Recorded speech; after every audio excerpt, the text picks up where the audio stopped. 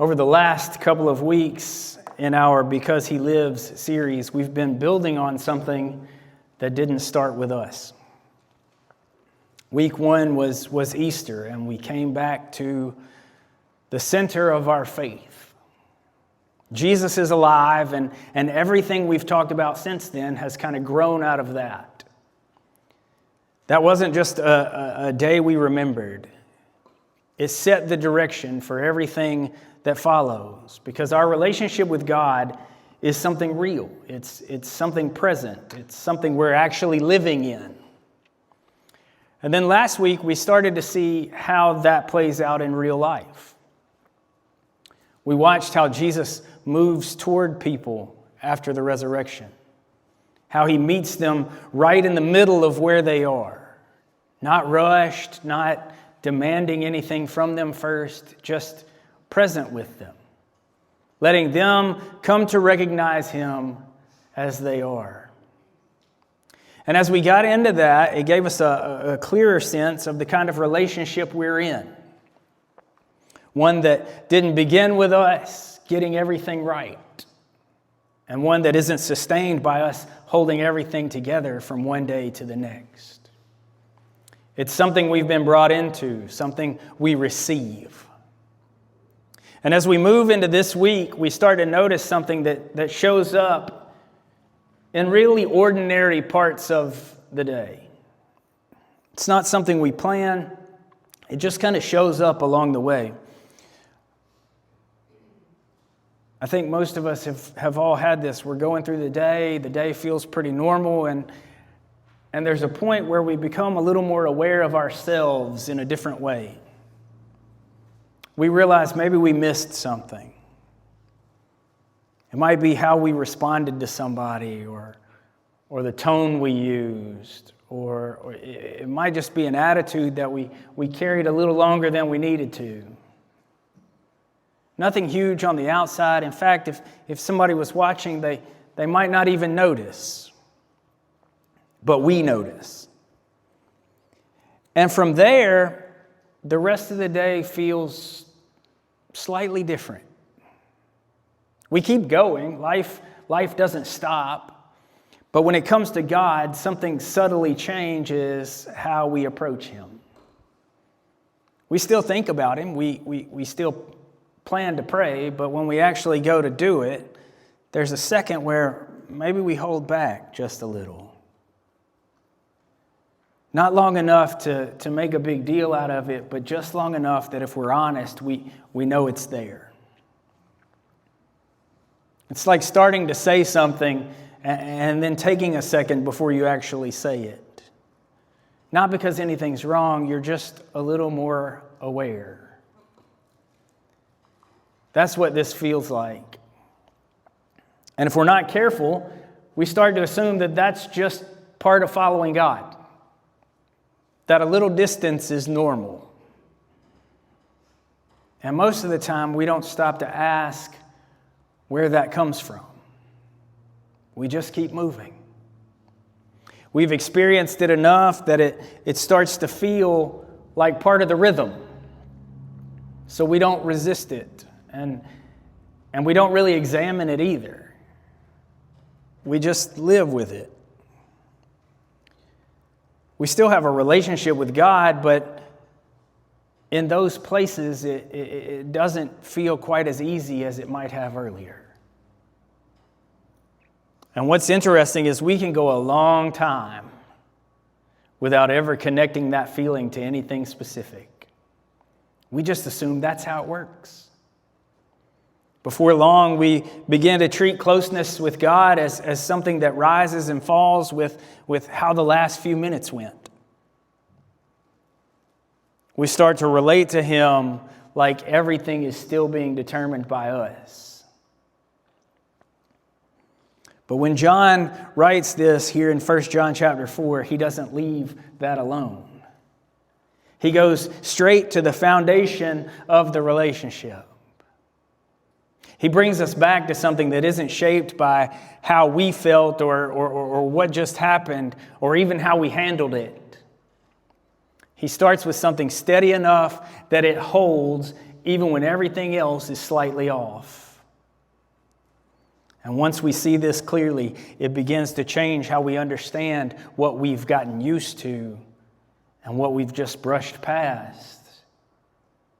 So he begins with a simple statement, and it quietly resets anything. We're in 1 John chapter 4, starting with verse 16.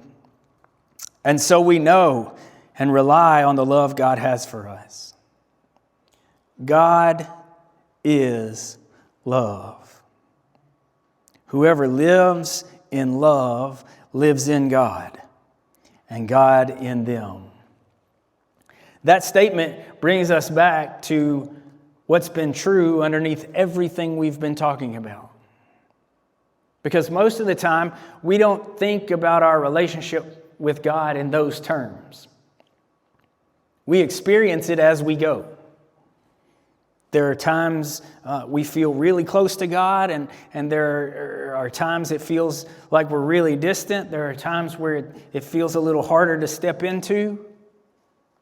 And without really meaning to, we start to read into that. We let the experience shape how we understand the relationship itself. When everything feels open and clear, we don't question anything. We just move. And when that hesitation shows up, we notice it right away. And we adjust. Just enough that something shifts in how we move toward God.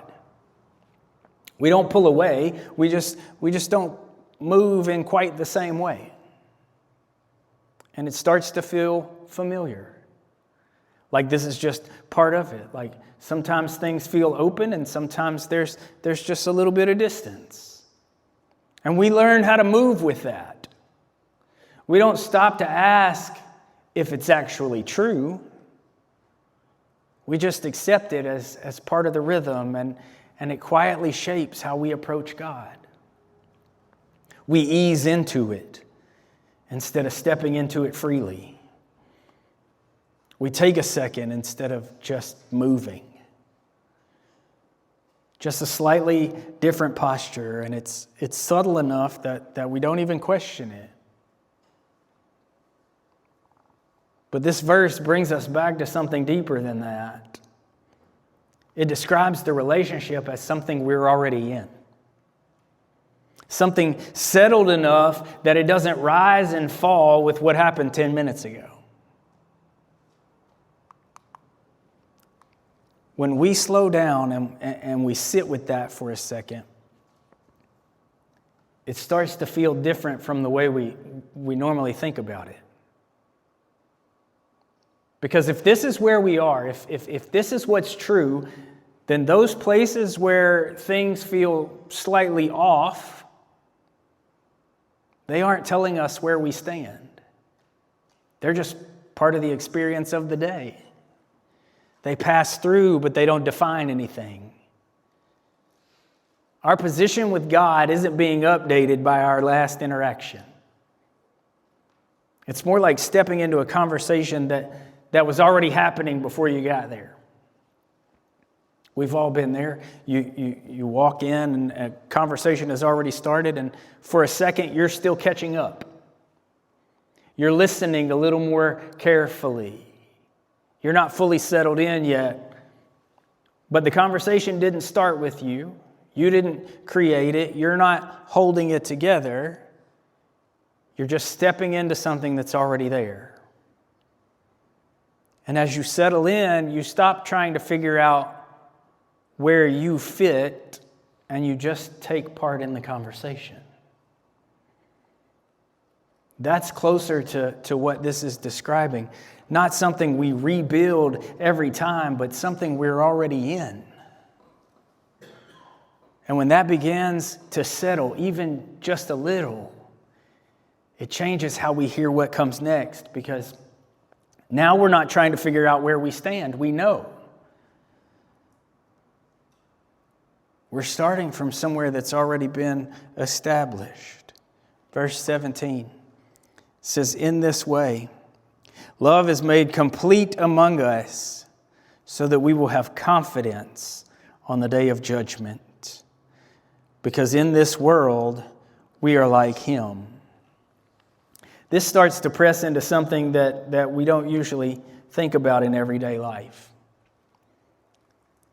It connects all of this to how we stand before God. And it says there's a confidence there. Not something we work up, just something that's present. And it's tied to the day of judgment. For most of us, that day feels like it's in the distant future. It's somewhere out ahead. It's not something we connect with on an ordinary day. But in this verse, it's brought right here into the present. Because that kind of confidence isn't just meant to suddenly appear later. It grows out of the relationship we're already in. So if that relationship isn't in question, as we saw in verse 16,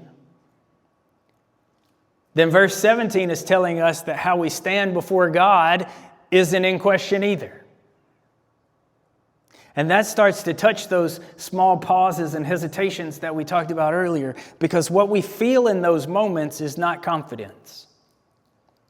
It feels more like we're checking where we stand. Like we need a second before we step in fully. And while it might be subtle and it might not interrupt anything, it might just sit in the background, it starts to feel normal. But what we're reading here moves in a different direction. There's an ease to it because the relationship itself isn't being reconsidered. And then there's that line, because in this world we are like Jesus. That's placed right here in the present. That's not something we're trying to move toward. It's not something we're gradually earning. It's something that's already been given shape. And how we stand before God isn't something that shifts throughout the day. It's already been shaped by something outside of us. And that's where that confidence comes from. It's not something we build. It's not something we even maintain. It's simply there because of what's already true. So when that pause shows up again, when that hesitation resurfaces, it doesn't carry the same meaning. We're not pausing to figure out if we're okay. We're already standing in something that's been settled. And as that becomes more familiar, those small places begin to feel different. Not all at once, but gradually that sense of needing to check where we stand starts to fade. Because we're no longer approaching God from uncertainty. We're coming from within something that's already been established. We're coming with confidence. And then verse 18 says, there is no fear in love. But perfect love drives out every fear. Because fear has to do with punishment. The one who fears is not made perfect in love. This is where the passage kind of brings clarity to all of that. It puts a name to what's underneath those pauses, those hesitations, those times we hold back. Fear. Not a general fear, not stress or worry about life, but fear connected to how we stand with God. And specifically fear that it has to do with punishment. That there could still be something held against us. That something might still need to be answered for. And that's not always something we're thinking consciously about. It doesn't usually show up as a full thought. It's quieter than that. More like an assumption that just kind of sits in the back of our minds. That when something is off, even slightly, it affects how we come to God. Not because we've decided that, it just feels that way. And when punishment is even faintly part of the picture, it reshapes the relationship. It changes the tone of it. We're still there. We're still engaged, but there's a difference in how we approach him. There's a sense that we shouldn't come to him too quickly, or that we should take a second to be more aware of ourselves first. And that doesn't feel like fear. It feels a little like opening a text message on your phone with someone who's already said it's okay and still pausing for a second before we respond. It feels like when I get ready to walk out of the house and go fishing or go play golf, and what I hear is, "It's fine." Is it? There's that pause for a second. "Hey, honey, I'm going fishing. That's fine. Should I go or should I not?" There's that pause. Nothing's changed, but we're moving like it might have.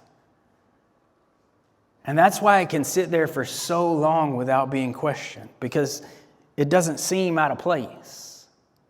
It seems right. But what this shows us is that the entire way of relating to God is being shaped by something that doesn't actually belong there. Because if punishment is still part of how we understand the relationship, even in a quiet background way, then fear will always have a place in it. And when fear has a place, it will always affect how freely we come. Not in obvious ways, but just enough to change the tone, just enough to introduce a little distance, just enough to make us pause and check where we stand. And eventually that becomes so familiar that we stop noticing what's driving it. It just feels like part of following God. But once it's brought into the open like this, it becomes clearer what's actually underneath it. That hesitation isn't just us being thoughtful. There's something under it. It's fear connected to the idea that something could still be held against us. But then that verse says, perfect love drives out all fear. That's what happens to it. It doesn't stay. Because once punishment is no longer part of the relationship, there's nothing left for that fear to hold on to. It loses its place. And when something loses its place, it doesn't need to be pushed out. It's already gone. And that begins to change how we understand those pauses. They're not something we have to work through before we come to God. They're not something we need to resolve so we can feel ready again. They're the result of something that isn't actually there anymore. Something that used to make sense but doesn't fit what's true now. And that's where the release is. Because the weight that we've been carrying in those moments isn't something we've been asked to carry. It isn't something we need to sort out. It's connected to something that's already been dealt with. And when that becomes clear, we realize we don't have to carry that. We're left realizing that we've been adjusting ourselves around something that isn't part of the relationship anymore. And that changes how we move. We don't measure the moment before stepping in.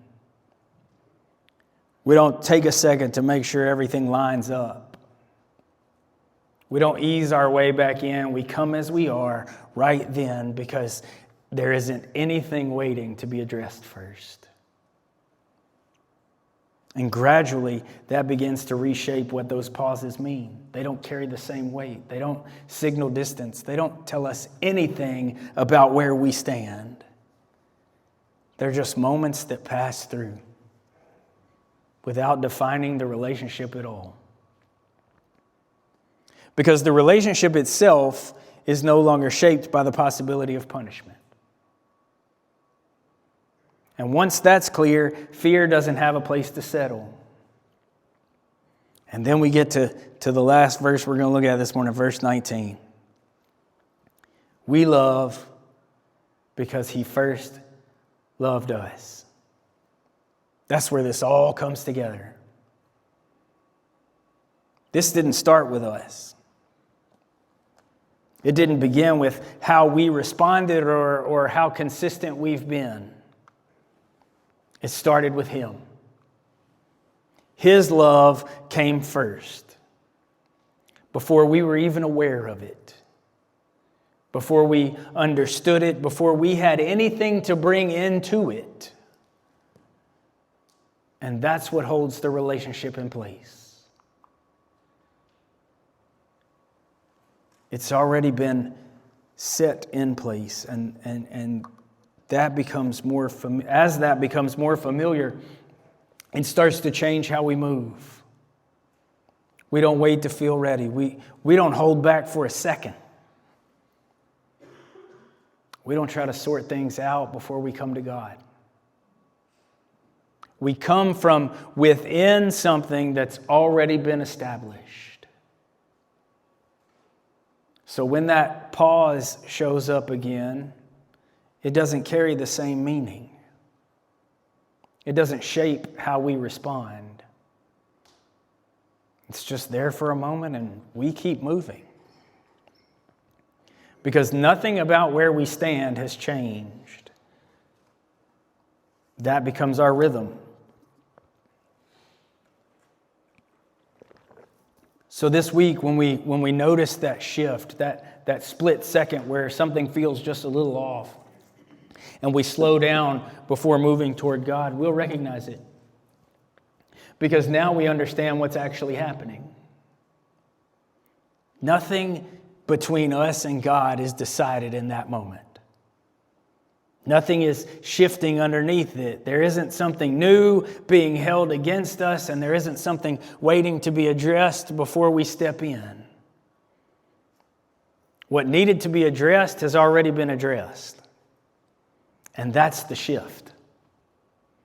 We're coming to God in the middle of it. And as that becomes more familiar, those pauses lose weight. We come more directly, we come more freely.